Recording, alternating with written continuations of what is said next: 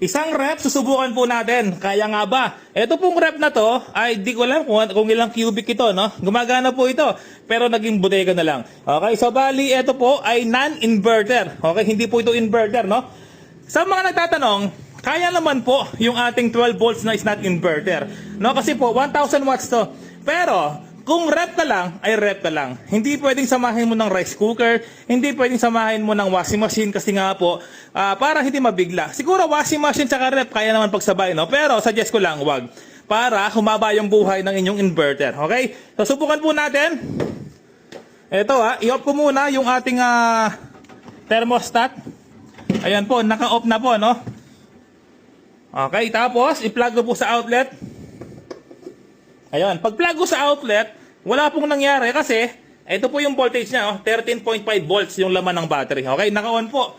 Yung ating 12 volts is not inverter. Wala po tayong nakaload na solar, no? Kasi nga po, gabi. Tsaka wala siyang solar panel.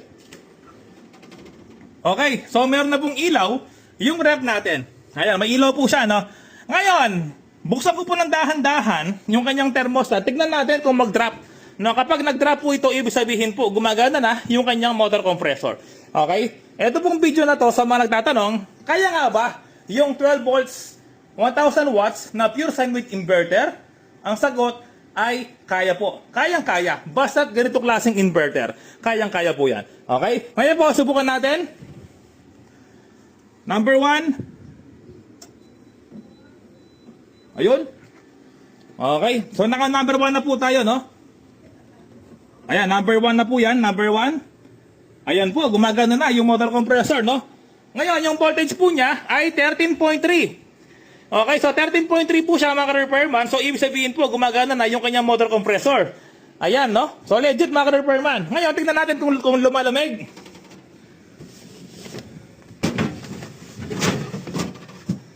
Okay, malamig na, oh.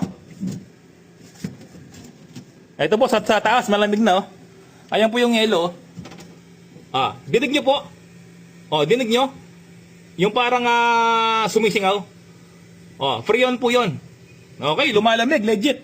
Ibig sabihin po mga repairman, pwede. Ayan, 13.2 na kagad. Ayan, mabilis mag-drop kapag rep po yung ating ginagamit. Ngayon, unplug natin.